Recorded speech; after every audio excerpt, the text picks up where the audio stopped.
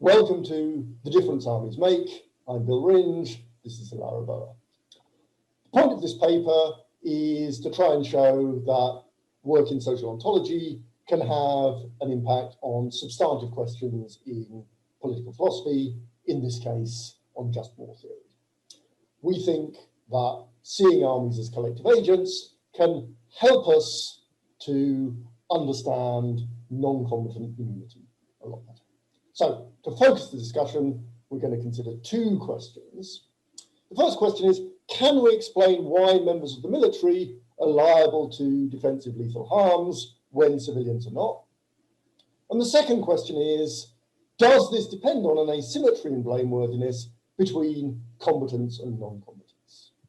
So, traditional just war theorists answer yes to the first question and no to the second question. They think there is an asymmetry in liability, but they don't think it depends on an asymmetry in blameworthiness. They think that combatants are morally equal. Many philosophers now disagree with this. Advocates of what's called moralized just war theory tend to think that unjust aggressors are liable to defensive harm, whereas defenders aren't. They are against the moral equality of combatants. So either they don't believe in non-combatant immunity, or they think that non-combatant immunity has to go along with an asymmetry in blameworthiness between combatants and non-combatants. So I'll hand it to Dilara. So now I will talk about the armies as collective agents. And in particular here, we will claim that they are corporate moral agents. And here I will discuss three different approaches to corporate moral agency and say that we favor Candy Hess's account because it explains why armies are corporate moral agents better. So the first one, that it is Tollefson's account on corporate moral agents as the targets of our reactive attitudes, but we believe this has some weaknesses, like one might argue that reactive attitudes are not appropriate or justified if the agent has some kind of mental ill or under compulsion, or it can be also said that reactive attitudes can be directed towards non-agential beings, like I can be angry with my computer, doesn't mean that my computer is a moral agent. So for that reason, I think the French's account is a bit more stronger, because French and List and Petit, following French, claims that corporate agents are defined by a corporate decision-making procedure. So this decision-making structure is what why they are means that why they are corporate agents. But I think this also have some weaknesses in terms of not covering unofficial decision-making structures of the army.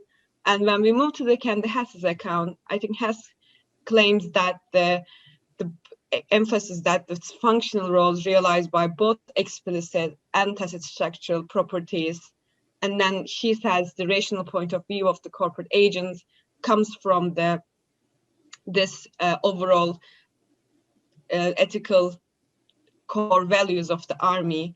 And she also emphasized the material embodiment of the corporate agent. So I think this explains better why we think armies are corporate agents, and it will have interesting results for the next sections as well.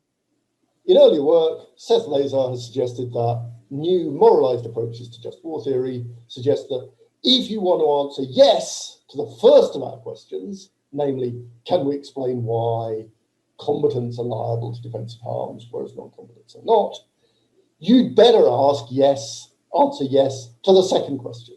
That's to say, you'd better find an asymmetry in blameworthiness. Okay, so let's just talk a little bit about that. So we're not going to say very much about the combatant, non-combatant distinction. There are some subtleties there, we won't address them.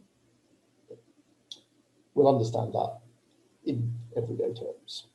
The central idea here is that members of the military can permissibly be subject to lethal attack, subject to various constraints, proportionality, military necessity, and so on, but non-members may not, i.e. non-membership in the military is sufficient for avoiding liability to lethal harms. Membership, rather than causal efficacy, is sufficient for liability. So let's look at some examples. Sue is a skilled munitions worker. She makes highly effective lethal weapons and she can't effectively be replaced. Steve is an ineffectual soldier. He doesn't like fighting. He isn't good at it. He makes military operations he's involved in less rather than more militarily effective. But he's joined the army voluntarily.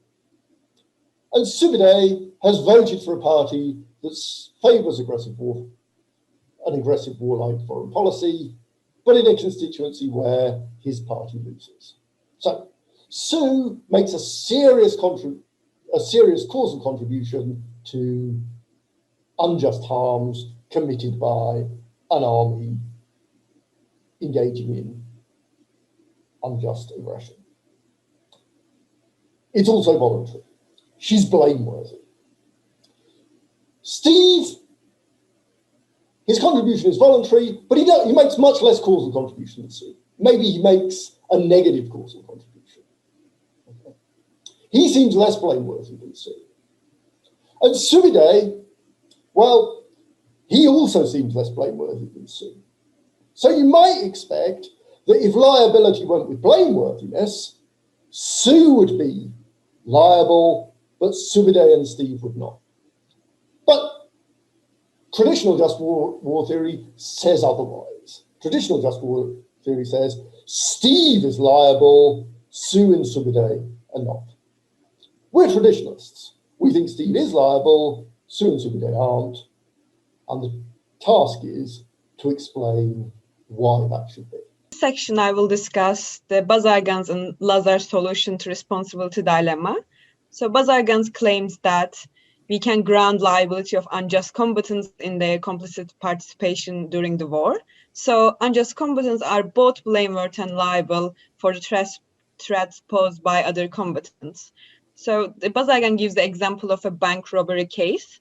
And in this example, there are 5 individuals participate in the bank robbery, and they are aware of that the part of the plan is to kill any witnesses in the bank. And Sergei, there's an ineffective lookout we call Sergei. And Bazargan says that the Sergei is liable to be killed because she is complicit and bears some liability for the murder of the witnesses and the theft of the money. So in this case, the Steve is like Sergei. And here, complicit means something like sign up to a common plan, following cuts. But we will say more things about what we mean by complicity in the section 7. So let me discuss the Lazar's replies to Bazargan. And first, Lazar says that one's role in the military and his decision to take a role in the military does not make them liable to be killed. And secondly, he claims that Bazargan's approach makes one liable for joining a group that foreseeably poses wrongful threats, but there is also the good that a group might also do. So I think we can explain this better with the comparison between the bank case, like the gang, and the military and the police force. But then one might say that the gang also can do some good, like if you think about the Italian mafia, or one might say that police force maybe is doing some good in terms of protecting the citizens, and sometimes they don't even have any guns to carry with them. But the military's case, one might say maybe the good that military does is hard to see, but one can still say that the military's job basically to kill and poses threats. But I think this comparison gets a bit confusing and it's hard to see what we're really saying there. And thirdly, Lazar claims that Bazargan's claim that complicity entails liability is not justified, especially complicit participation. But we think that they both agree that blameworthiness and liability go together. But in our view, I think they are both they both go wrong by identifying liability too closely with blameworthiness. And complicity is normally pro tanto, sufficient for blameworthiness, but not liability. Okay, so we want to explain why we think blame and liability are not going to track one another. And our basic thought is the practice of blame and the practice of ascribing liability are practices that have different purposes, and in the light of those different purposes, we should expect them to be subject to different constraints. In particular, we think that blame is not going to be subject to something we call the pizza principle. The pizza principle is that the more people you've got to allocate it to, the less everyone gets. Okay? And we think that when you think about the purposes of blame, there's no reason to believe that blame satisfies the pizza principle. By contrast, when you think about the purposes of liability ascription, there are good reasons for thinking that it obeys the pizza principle. Okay, so why is that? Well, among the purposes of blame, we think are establishing moral responsibility, moral education, solidarity with victims, and so on. Constraints on the practice, we want to minimize future harm from the blameworthy individuals. We want to do this in a way that's fair, and we want to do it in a way that minimizes harms from stigmatization. But the morally educative purpose of blame means that there's no reason to think that when more people are implicated, we blame each of them less. With liability, things are different. The purpose of liability ascriptions is to absorb and allocate costs of defense against morally significant costs. Plausible constraints on ascriptions of liability are completeness. All the costs have got to be accounted for. Fairness, they've got to be distributed fairly. Avoidance of moral hazard, you don't want to give people incentives to cause harms that they wouldn't otherwise cause. And minimization of future harm again. So we think that liability is going to be subject to the pizza principle. That's because the more people there are in general to spread the cost of the defensive harms over, the less everybody is going to have to pay. Now, notice that the pizza principle doesn't say anything about how costs are to be distributed. It's not necessarily an egalitarian principle. It just says the more potential cost bearers you have, the less cost everyone's going to bear. That makes sense for liability. It doesn't make sense for blameworthiness. And that's why we think it's very unlikely that blameworthiness and liability are going to be practices that track one another. So now I will discuss maybe there's another way to assigning liability to little harms. And if you recall the section 2, where I said armies are plausibly corporate agents, there is a payoff. Now we have an extra agent to whom liability can be assigned and who can pay costs, namely the army. So if you look at it, I think that the best option that originally the army as a collective agent has liability to destruction. And there are ways that we can destroy the army. For example, if you destroy the ways of communication and artifacts of the army, then this, such as destruction of the certain material facilities like military bases, then members of the army cannot function as part of the group. I think this goes nicely with Hess's claim that corporate agents have material embodiment. And in the future, then you can imagine there might be high-tech facilities and artificial agents part of the army, such as autonomous weapons and AI combatants. And they will play roles in the army structure. So I want to say it is likely that their destruction will be more efficient than the deaths of combatants in the army.